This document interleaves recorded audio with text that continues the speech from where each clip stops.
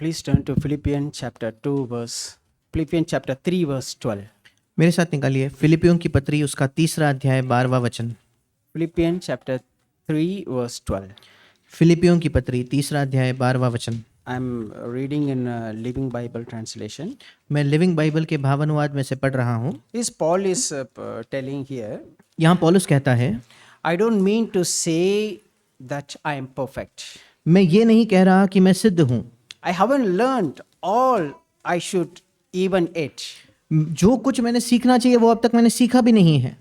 But I keep working towards that day when I will finally be all that Christ saved me for and wants me to be. पर मैं उसके प्रति चलते रहता हूँ, आखिर में जिसके लिए मसीह ने मेरा उद्धार किया है और उसके प्रति जिसके जो प्रभु चाहता है मैं बनूं।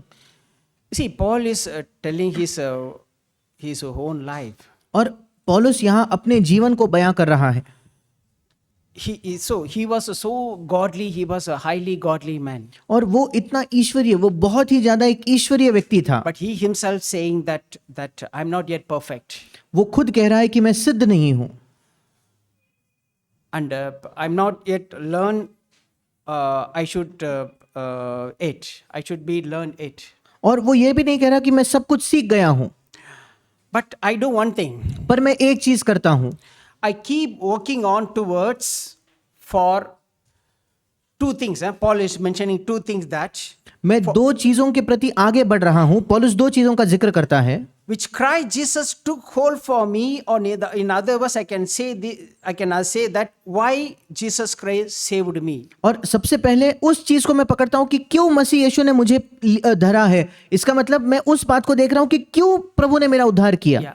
Why Jesus saved me? क्यों प्रभु ने मेरा उद्धार किया। There should be some plan and purpose. कोई तो उसकी योजना होगी, कोई तो उसका उद्देश्य जरूर होगा। So I will working towards that. और मैं उसके प्रति काम करते रहूंगा। And the second thing is Jesus Christ wants me to be. और दूसरी चीज प्रभु क्या चाहता है कि मैं क्या बनूं। What God wants me to be, become like Him. प्रभु क्या चाहता है मैं क्या बनूं, मैं उसके समान बनूं। I can say that Paul is telling in a nutshell, I can say that Paul is telling that I am pressing on towards that the plan and purpose for what God have for me in my life. मैं संक्षिप्त में कह सकता हूं कि पौलुस कह रहा है कि परमेश्वर की मेरे जीवन के लिए जो योजना है, परमेश्वर का मेरे जीवन के लिए उद्देश्य है, उसकी ओर मैं आगे बढ़ता हूं। I'm not yet attained. मैं अब तक मैंने हासिल नहीं किया है, But I'm not giving up. पर मैं हार भी नहीं मान रहा। Whatever happened in my life, I'm not going to give up. But I keep on working for what God called me when He came into my life. I'm keep on working for the plan and purpose when God called me, when He came into my life, when He saved me. मैं उसके प्रति आगे बढ़ते रहता हूं, मैं उस बात को कार्य में लाते रहता हूं जिस कारणवश प्रभु ने मेरा उद्धार किया। क्यों प्रभु मेरे जीवन में आया, उस उद्देश्य को मैं पूरा करने की कोशिश करते रहता हूं। You see, every one of us here, we are sitting here, is not by accident. हम में से हर एक व्यक्ति जो यहाँ बैठा है, ये कोई दुर्घटनावश नहीं है कि अचानक से हम यहाँ आ गए हैं। It's God's perfect plan is that God chose us before the foundation of this world. ये परमेश्वर की सिद्ध इच्छा है कि इस संसार की नींव रखने से पहले प्रभु ने हमें चुन लिया। And He brought us in His body.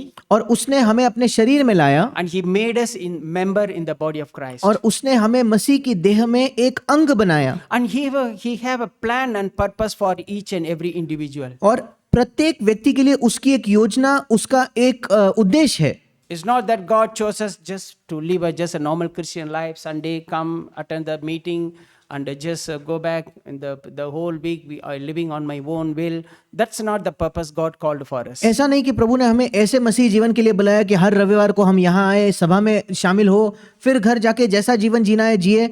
इस उद्देश्य से प्रभु ने हमें यहाँ नहीं बुलाया है। Okay, I show you 4 persons in the Bible who God called for some plan and purpose, but they lost their calling. मैं आपको बाइबल से 4 लोग दिखाना चाहता हूं जिनको परमेश्वर ने एक योजना के तहत एक उद्देश्य से प्रभु ने बुलाया तो था, पर उन्होंने अपने जीवन को उन्होंने उस बुलाहट को खो दिया। You see, we need to understand that is God called me for some purpose. और हमें इस बात को समझने की, याद रखने की जरूरत है कि किसी उद्देश्य से प्रभु ने हमें बुलाया है। If I failed, if I lost the calling, अगर मैं असफल हो जाता हूं, उस बुलाहट को खो बैठता हूं, तो God plan will never stop. He will choose other person. He will fulfill his plan and purpose through other person. The loser is me.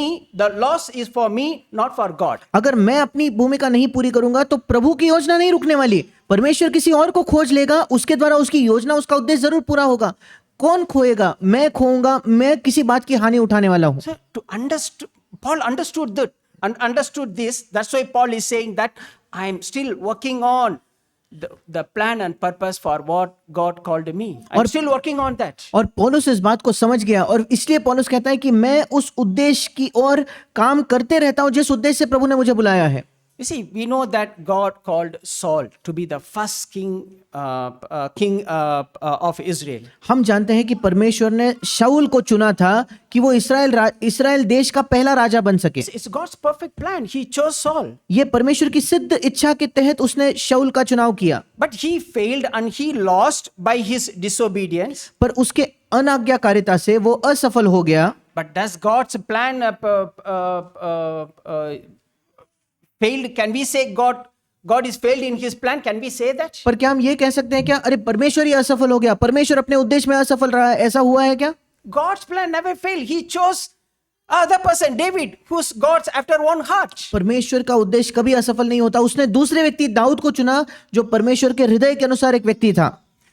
Turn with me 1 Samuel chapter 13 verse 13. मेरे साथ निकालिए पहला शमूएल उसका 13 अध्याय 13 वचन। 1 Samuel chapter 13 verse 13. पहला शमूएल उसका 13 अध्याय 13 वचन। Samuel said to Saul, शमूएल ने शाऊल से कहा, You have acted foolishly. You have not kept the commandment of Lord your God, तूने मूर्खता से काम किया है, तूने अपने परमेश्वर यहोवा की आज्ञा को नहीं माना, which he commanded you. For now the Lord would have established your kingdom over Israel forever. नहीं तो यहोवा तेरा राज्य इसराइलियों के ऊपर सदा स्थिर रखता।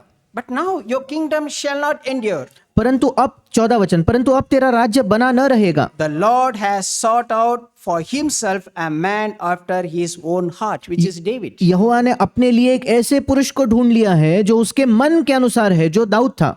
And the Lord has appointed him as ruler over his people because you have not kept what the Lord commanded you.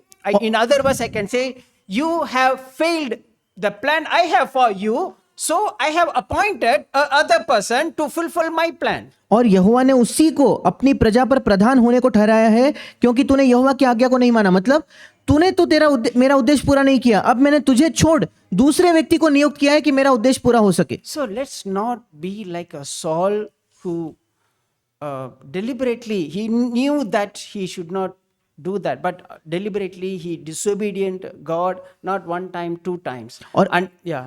आइए हम शाऊल के समान न बने कि जिसने परमेश्वर की जानबूझकर अवज्ञा की या आज्ञा नहीं मानी, एक नहीं 2 बार जानबूझकर परमेश्वर की आज्ञा के खिलाफ हो गया। God is giving multiple chance in nowadays. God is giving multiple chance for us to repent because God does not want anyone to perish. इन दिनों भी परमेश्वर हमें कई मौके देता है, देते रहता है, क्योंकि परमेश्वर नहीं चाहता किसी का भी नाश हो। Whether we are repenting or not, God is looking us to repent and to fulfill the plan for what he has for me and for us. चाहे हम मन फिराए या न फिराए, परमेश्वर इस बात की खोज में है कि वो उस उद्देश्य को पूरा करे जो उद्देश्य परमेश्वर का आपके और मेरे लिए है। And the second is, I believe that God chose Gehazi और दूसरी चीज, मैं विश्वास करता हूं कि परमेश्वर ने गेहाजी को भी चुना था to be the next prophet after Elisha. कि वो एलिशा के बाद अगला भविष्यद्वक्ता बने। But you see, he also lost it by his greediness and run after money. पर गेहाजी ने भी अपने उस बुलाहट को खो दिया, वो लालची बन गया और पैसे के पीछे दौड़ने लगा, So he ran after the worldliness. और वो संसारिकता के पीछे दौड़ने लगा। Okay, turn with me 2 Kings chapter 5 verse 20. मेरे साथ निकालिए दूसरा राजा उसका 5वां अध्याय 20 वचन। 2 Kings chapter 5 verse 20. दूसरा राजा इसका 5वां अध्याय और 20 वचन। But Gehazi, the servant of Elisha, the man of God, thought, behold, my master has spared this Naaman, the Aramean, by not receiving from his hands what he brought. As the Lord lives, I will run after him and take something from him. I will run after money. कि परमेश्वर के भक्त Elisha का सेवक गेहजी सोचने लगा, मेरे स्वामी ने तो इस आरामी नामान को ऐसे ही छोड़ दिया है कि जो वो ले आया था उसको उसने न लिया, परंतु यहोवा के जीवन की शपथ मैं उसके पीछे दौड़कर उससे कुछ न कुछ ले लूंगा। मतलब मैं पैसे के पीछे दौड़ने वाला हूं। You see, he lost his calling उसने अपने बुलाहट को खो दिया by run after money. और पैसे के पीछे भागकर। You see, I believe his work never stopped. मैं विश्वास करता हूं कि परमेश्वर का काम कभी रुकता नहीं। And as I told, he will fulfill his plan through those wholehearted person who trust in God. और जैसे मैंने कहा, परमेश्वर अपनी जो योजना है पूर्ण हृदय लोगों के द्वारा पूरा करेगा जो उस पर भरोसा करते हैं। You see, all the worldly things, some of the things we need. Money we need. Money is not evil. Money we need. और ये संसारिक चीजें हैं, इनकी हमें आवश्यकता है। जैसा पैसा दुष्ट नहीं है, हमें पैसे की आवश्यकता है। But money should not be my master. I should not run after the money. पर पैसे को मेरा स्वामी नहीं होना है, मुझे पैसे के पीछे नहीं दौड़ना है। My goal should not be the money, earning money to become a rich person or to become famous in this world or anything related to the earthly thing. That should not be my goal. I should not run after that. मेरा मकसद ये नहीं होना चाहिए कि मैं पैसा इसलिए कमाऊं ताकि मैं अमीर बनूं, या इस पृथ्वी पर का कोई मेरा लक्ष्य या मेरी महत्वाकांक्षा नहीं होनी चाहिए। Then surely I will lose God's calling for me. क्योंकि अगर ऐसा है तो परमेश्वर की जो मेरे जीवन के लिए बुलाहट है उसे मैं खो दूंगा। So let's think our own life. I'm running after what? और आइए हम अपने जीवन पर मनन करके देखें किस चीज की किसके पीछे मैं दौड़ रहा हूं। Am I running after Jesus Christ? क्या मैं यीशु का पीछा कर रहा हूं, उसके पीछे दौड़ रहा हूं क्या? Or am I running after this worldliness, money or any other the lustful things? या मैं संसारिकता के पीछे या इस पैसे के पीछे या कोई लालसा पूर्ण चीजों का पीछा करके मैं उसके पीछे दौड़ रहा हूं क्या? May God help us to judge ourselves. परमेश्वर हमारी सहायता करे कि हम अपने आप का न्याय करें।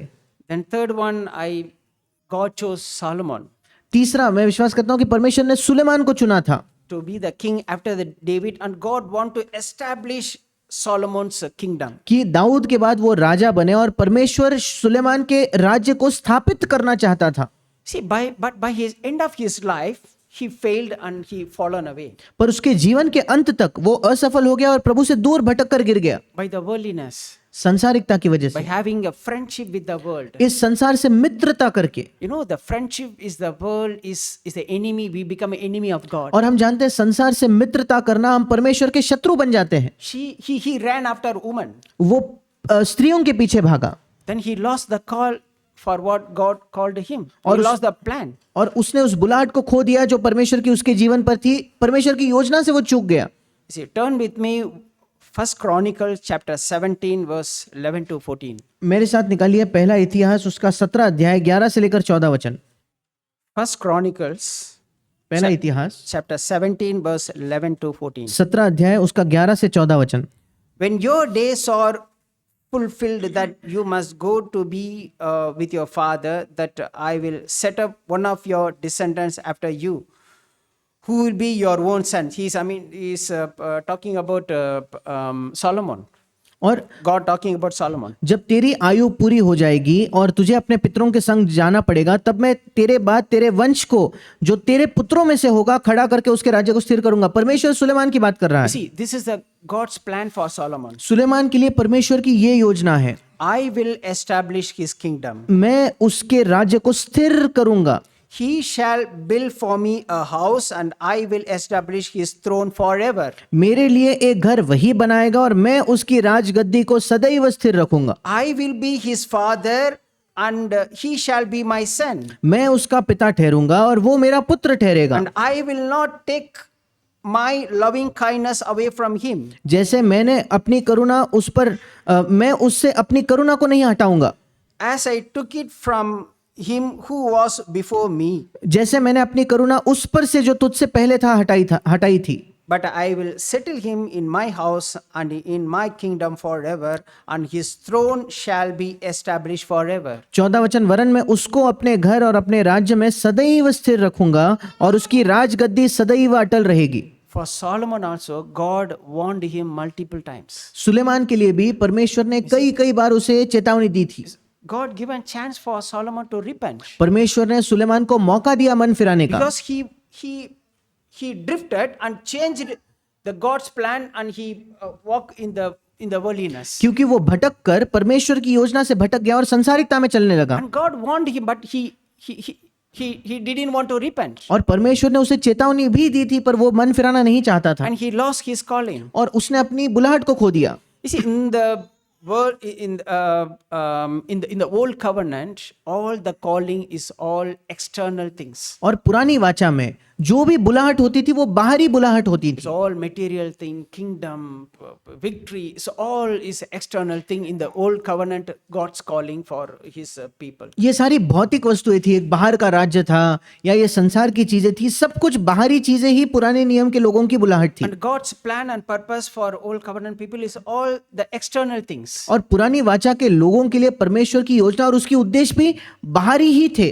To overcome the enemies and kingdom, to take a victory over the kingdom is all. That's what the God's plan. Even though they lost for on that area. कि वे अलग अलग शत्रुओं को पराजित करे, अलग अलग राज्यों पर चढ़ाई करके राज्यों को जीते, पूरी ये बाहरी ही योजना थी और इसमें भी वे असफल हुए। But in the new covenant, God's calling, God's plan and purpose for us is not external. पर It's an internal thing. पर नई वाचा में परमेश्वर की हमारे लिए जो बुलाहट है, उसकी जो योजना है, वो बाहरी नहीं बल्कि वो अंदरूनी है।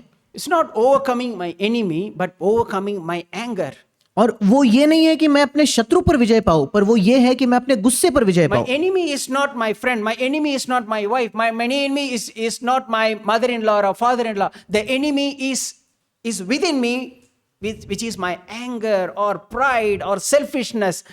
To overcome that's God's plan and purpose. और मेरा शत्रु जो है वो मेरा मित्र नहीं है, मेरी पत्नी नहीं है, मेरा पड़ोसी या मेरा सास ससुर नहीं है। मेरा शत्रु मेरे अंदर का स्वयं ये है, मेरा शरीर है। उसी पर प्रभु चाहता है कि मैं लड़ाई करके विजय हासिल करूं। You see, Solomon is the wonderful God plan for Solomon. He lost his plan, but God spiritually fulfilled in Jesus' life. और सुलेमान के लिए परमेश्वर की अच्छी एक योजना थी, उसने खो दिया, पर आत्मिक तौर पर यीशु ने उस योजना को पूरा किया। If you read this word in view of Jesus, it fulfilled, the God's plan fulfilled. अगर इन वचनों को आप यीशु के जीवन से मिलाकर देखो तो परमेश्वर की योजना सुलेमान के जीवन में नहीं हुई, पर यीशु के जीवन में पूरी हुई। See, you can see that I will establish his kingdom. God established Jesus' kingdom. और 11वें वचन में मैं उसके राज्य को स्थिर करूंगा, परमेश्वर ने यीशु के राज्य को स्थिर किया। He shall build for me a house. This is a body of Christ.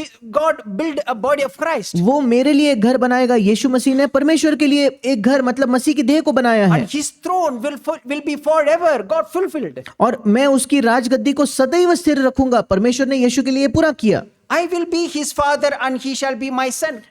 Fulfilled. मैं उसका पिता ठहरूंगा और वो मेरा पुत्र ठहरेगा। यीशु के जीवन में पूरा हुआ। I will not take away my loving kindness away from him. Is fulfilled. मैं अपनी करुणा उस पर से न हटाऊंगा। ये यीशु के जीवन में पूरा हुआ। His throne shall be established forever. Fulfilled. और उसका राज्य सदैव स्थिर रहेगा। ये भी पूरा हुआ है। God's plan and purpose, God will fulfill.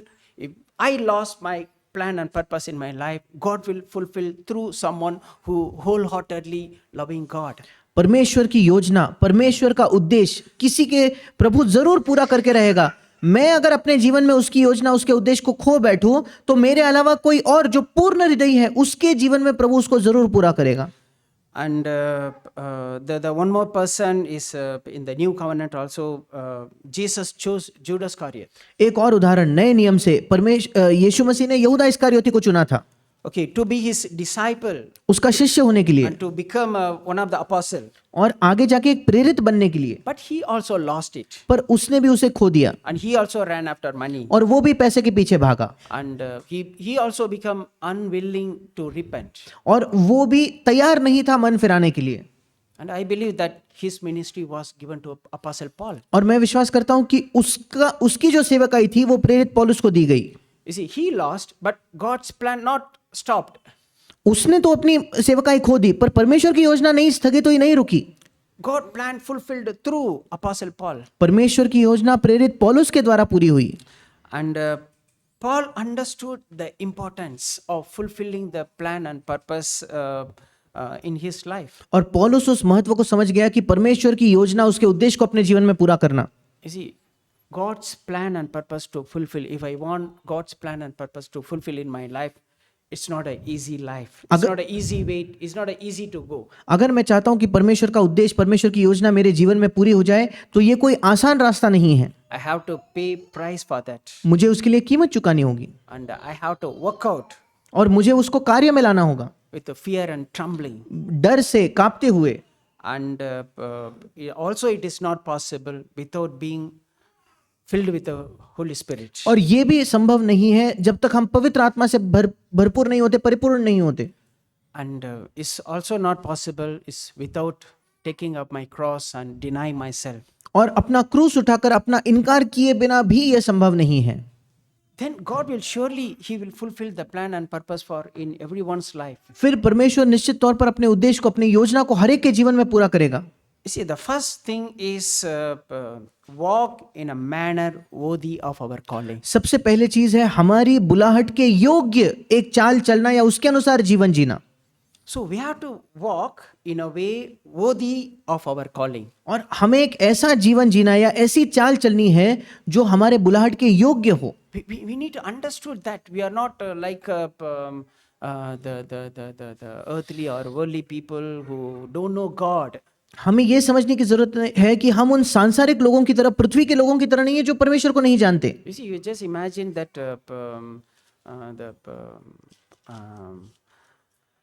US President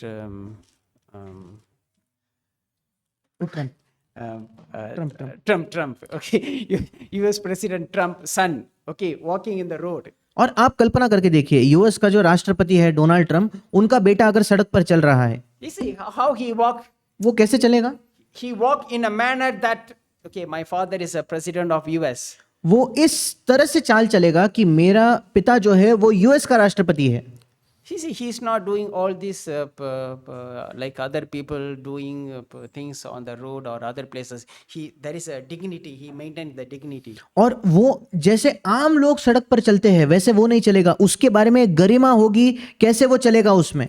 So we are the children of Almighty God more than Trump. और हम सब सर्वशक्तिमान परमेश्वर की संतान है, ट्रंप से भी बढ़कर परमेश्वर जो उसकी संतान हम है। So how we should walk?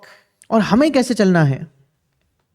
It's not like on my own way or whatever I can think I can do. No, not like that. ऐसे नहीं कि मेरे तौर तरीकों से मैं जैसे चाहूँ वैसे जीऊंगा, मैं जहां जाना है वहां जाऊंगा, वैसे नहीं। And so turn with me Philippians chapter 4 verse 1 to 3. मेरे साथ निकालिए फिलिपियों 4:1-3। Ephesians chapter 4 verse 1 to 3. इफिसियों की पत्री 4 अध्याय 1-3 वचन। Ephesians chapter 4 verse 1 to 3. इफिसियों की पत्री 4 अध्याय 1-3। Therefore, I, prisoner of the Lord, implore you to walk in a manner worthy of calling with which you have been called. इसलिए मैं जो प्रभु का बंदी हूं तुमसे विनती करता हूं कि जिस बुलाहट से तुम बुलाए गए थे उसके योग्य चाल चलो। What is that worthy of calling? In the next verse, Paul is telling. और उस बुलाहट के योग्य चाल चलने का मतलब क्या है? अगले वचन में पौलुस कहता है, Is it what the manner of walk in a manner? What is that? और तुम किस तरीके के चाल तुम्हें चलनी है उसके बारे में। With all humility पूरे नम्रता से, सारी नम्रता से and gentleness, और सारी दीनता, इंग्लिश में लिखा है कोमलता से, with patience, Dheeraj धरकर, showing tolerance for one another in love, प्रेम से एक दूसरे की सह लो, and being diligent to preserve the unity of the Spirit in the bond of peace. और मेल के बंधन में आत्मा की एकता रखने का यत्न करो। So this is the way I should walk. और ये मार्ग है जिसमें मुझे चलना है। This is the way that walk in a manner worthy of calling, that this is the way I should walk. और यही मतलब है कि अगर मुझे वैसे चाल चलना है जो मेरे बुलाहट के योग्य है तो ऐसे मुझे चलना होगा। Then God is faithful to fulfill His plan in my life. तब परमेश्वर विश्वास योग्य होगा कि उसके योजना को मेरे जीवन में पूरा करेगा।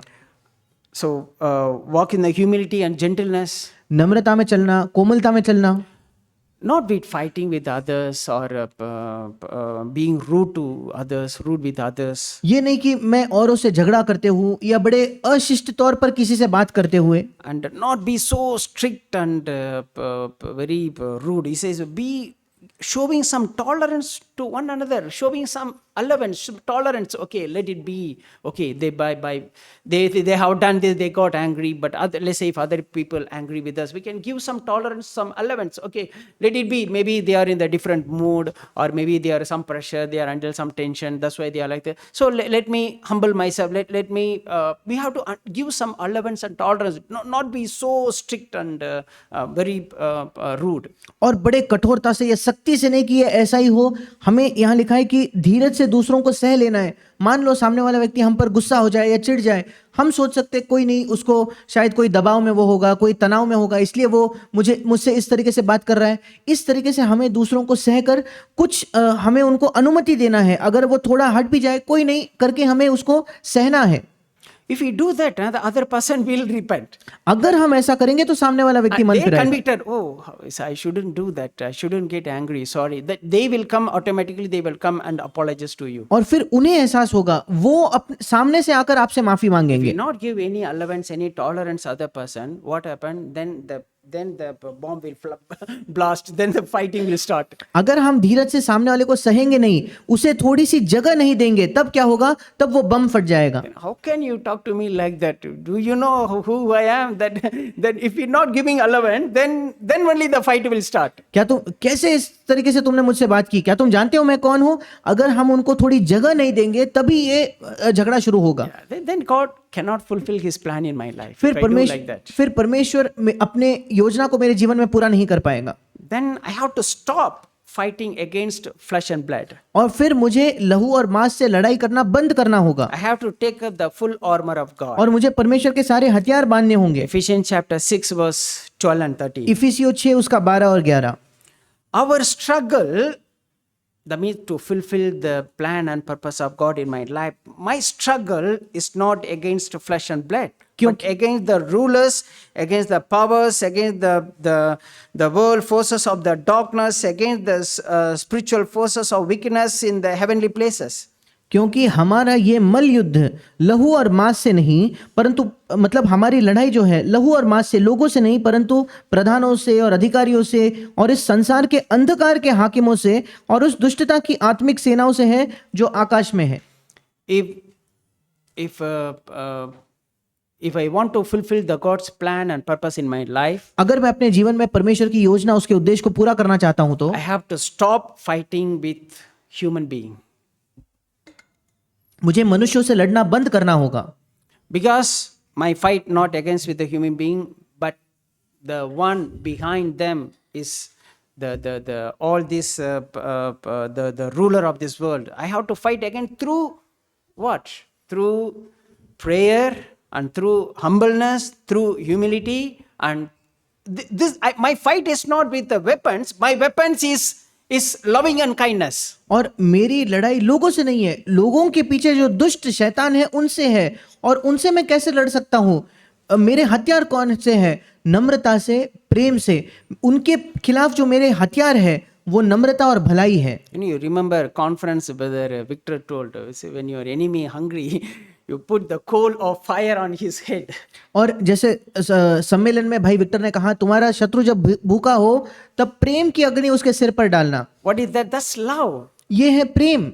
So that should be my reaction, not with fighting with the flesh and blood. और ये मेरी प्रतिक्रिया होनी चाहिए, ये नहीं कि मैं लहू और मांस से झगड़ा करूं। And verse 13, that therefore take up the full armor of God. और 13 वचन कहता है, इसलिए परमेश्वर के सारे हथियार बांध लो। Truth, righteousness, gospel of peace through our life, faith, salvation, and word of God and prayer. So I have to take up the full armor of God. और आने वाले वचनों में सत्य है, धार्मिकता है, सुसमाचार की तैयारी, मतलब परमेश्वर के इन सारे हथियारों को मुझे बांधना है।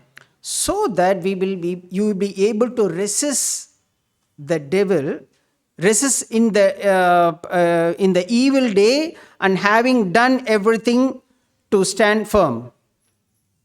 In the same verse 13. और 13 वचन में, इसलिए परमेश्वर के सारे हथियार बांध लो कि तुम बुरे दिन में सामना कर सको और सब कुछ पूरा करके स्थिर रह सको। इंग्लिश में लिखा है खड़े हो सको। If I put the armor of God, then only I can stand. अगर मैं परमेश्वर के हथियार बांध लूं तभी मैं खड़ा हो पाऊंगा, Otherwise, spiritually, I will fall, I will lose नहीं तो the battle. नहीं तो आत्मिक तौर पर मैं गिर जाऊंगा, उस लड़ाई को मैं हार जाऊंगा। Then the third thing is not looking for easy and comfortable life. तीसरी चीज है एक बड़ा आसान और बड़ा आरामदायक जीवन की खोज न करना। So if God gives, okay, you have to take it thankfully. अगर परमेश्वर हमें अच्छा आरामदायक जीवन देता है तो बड़े धन्यवाद से उसे स्वीकार करना है, But if I go after that, पर अगर उसका पीछा मैं करने लगूं तो which conform to this world, एक ऐसा जीवन जो इस संसार के सदृश है, but we have to look for to endure hardships and poured out as a living sacrifice and to fight. We have to fight the good fight. पर हमें एक ऐसा जीवन देने की कोशिश करनी है, जीने की, जो प्रभु के लिए उंडेला जाता है और अच्छी लड़ाई को लड़ना। So I have to fight the good fight to fulfill the plan and purpose of God in my life. मेरे जीवन में परमेश्वर की योजना और उसके उद्देश्य को पूरा करने के लिए मुझे अच्छी लड़ाई लड़नी होगी।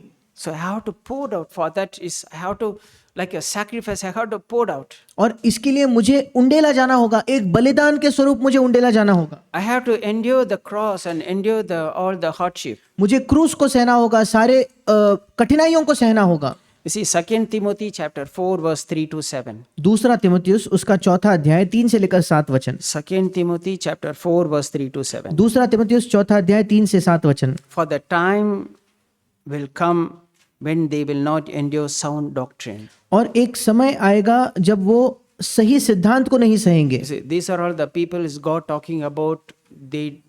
They deliberately they don't want to fulfill the plan and purpose for God in their life. अब परमेश्वर ऐसे लोगों की बात कर रहा है जो जानबूझकर परमेश्वर की योजना, उसके उद्देश्य को अपना जीवन में पूरा नहीं करना चाहते, They don't want to endure the sound doctrine. They don't want to hear the sound doctrine. और वो परमेश्वर के उस अच्छे सिद्धांत को, सही या स्वस्थ सिद्धांत को नहीं सुनना चाहते, But wanting to have their ears tickled, they will accumulate for themselves teachers in according to their own desires. पर कानों की खुजली के कारण अपनी अभिलाषाओं के अनुसार अपने लिए बहुत से उपदेशक बटोर लेंगे। So they always want to hear the message is God loves you, God so kind of you, and God will give you house and give you car and all these things. They want to hear this kind of it, not the word of correction. और वो हमेशा इसी प्रकार के संदेश सुनना चाहते हैं, परमेश्वर आपसे प्रेम करता है, परमेश्वर आपको ये देना चाहता है, वो देना चाहता है, घर देना चाहता है, ऐसे ही संदेश सुनना चाहते हैं, सुधार के वचनों को वो नहीं सुनना चाहते। If there is no word of correction comes in the church, we cannot fulfill the will of God in our life. अगर कलीसिया में कोई सुधार का वचन नहीं आता तो परमेश्वर की इच्छा को हम अपने जीवन में पूरा नहीं कर पाएंगे। And verse 4, and will turn away their ears from the truth and will turn aside to myths. और चौथा वचन, वे अपने कान सत्य से फेर कर कथा कहानियों पर लगाएंगे। These are all the things will make us drift to fulfill the will of God in our life. ये वो सारी चीज है जो हमें भटका देंगे, परमेश्वर की योजना, उसके उद्देश्य को अपने जीवन में पूरा करने से दूर हमें ले जाएंगे। From verse 5 onwards, this is we should be. अब 5वें वचन से आगे हमें कैसे होना है? But this is the one, the person to fulfill the will of God in their life. पर ये वो व्यक्ति है जो अपने जीवन में परमेश्वर की योजना को पूरा करेगा। But you be sober in all things. पर तू सब बातों में सावधान रहे, Endure hardship. दुख उठा, Do the work of an evangelist. Fulfill your ministry. Fulfill your plan. सुसमाचार प्रचार का काम कर और अपनी सेवा को पूरा कर। For I am already being poured out as a drink offering, and the time of my departure has come. Is Paul telling about his own life? क्योंकि अब मैं अर्घ के समान उंडेला जाता हूं और मेरे कूच का समय या मेरे जाने का समय आ पहुंचा है। I already poured out. मैं पहले ही उंडेला जा चुका हूं। You see, that's is already I'm taking up my cross, I'm enduring, and I'm not fighting with the flesh and blood. And yeah. मतलब मैं अपने क्रूस को सह रहा हूं, मैं अपने लड़ाई को लड़ रहा हूं, मैं लहू और मांस से लड़ाई नहीं कर रहा। And verse 7, I have fought the good fight, I have finished the course, I have kept the faith. 7वां वचन, मैं अच्छी कुश्ती लड़ चुका हूं, मैंने अपनी दौड़ पूरी कर ली है, मैंने विश्वास की रखवाली की है। I have fought the good fight. मैं अच्छी कुश्ती लड़ चुका हूं। To fulfill the God's plan and purpose in our life, we have to fight the good fight. परमेश्वर का उद्देश्य और उसकी योजना हमारे जीवन में पूरा करने के लिए हमें अच्छी कुश्ती लड़नी होगी। And the same testimony we also have to say in our last days. और यही गवाही हमारी भी अंतिम दिनों में होनी चाहिए। This is Paul's testimony. ये पौलुस की गवाही थी। I have fought the good fight. मैं अच्छी कुश्ती लड़ चुका हूँ। I have fulfilled the God's plan and purpose in my life. I have fulfilled that. मैंने अपने जीवन में परमेश्वर की योजना उसके उद्देश्य को पूरा कर लिया है। And I have finished my course. और मैं अपनी दौड़ को पूरा कर चुका हूँ। I have kept the faith. मैंने विश्वास की रखवाली की है। Take it as a challenging word. आइए एक चुनौती के वचन के तौर पर हम इसे अपनाएं। So many godly brother and sister in front of us, brother Zach. In our days, God keep brother Zach in front of our eyes. कई ईश्वरीय भाई बहन हमारे आंखों के सामने है। इन दिनों में, इस युग में भाई जैक को हमारे आंखों के सामने प्रभु ने रखा है। And he is fulfilling God's plan in his life. और वे अपने जीवन में परमेश्वर की योजना पूरा कर रहे हैं। By enduring cross every day, we can see the witness in front of our own eyes. प्रतिदिन अपने क्रूस को उठाकर हमारे आंखों के सामने एक गवाह हम देख पाते हैं। May God also help us to fulfill His plan and purpose in our life. परमेश्वर भी अपनी सहायता करे कि हमारी सहायता करे कि उसकी योजना, उसके उद्देश्य को हमारे जीवन में हम पूरा कर सके। Whenever the challenges come in our life, whenever the trials, whenever the problems, whenever the pain or difficulties come in our life, don't think that God is angry with me. जब भी हमारे जीवन में चुनौती आती है, पीड़ाएं आती है, यत्न, परेशानी आती है, ये ना सोचे कि परमेश्वर मुझसे गुस्सा है, क्रोधित है। So all these things is God is molding me to fulfill His plan. That's the only reason. इन सारी चीजों में प्रभु मुझे बना रहा है ताकि मैं उसकी योजना को पूरा कर सकूं। May God help us. प्रभु हमारी सहायता करे।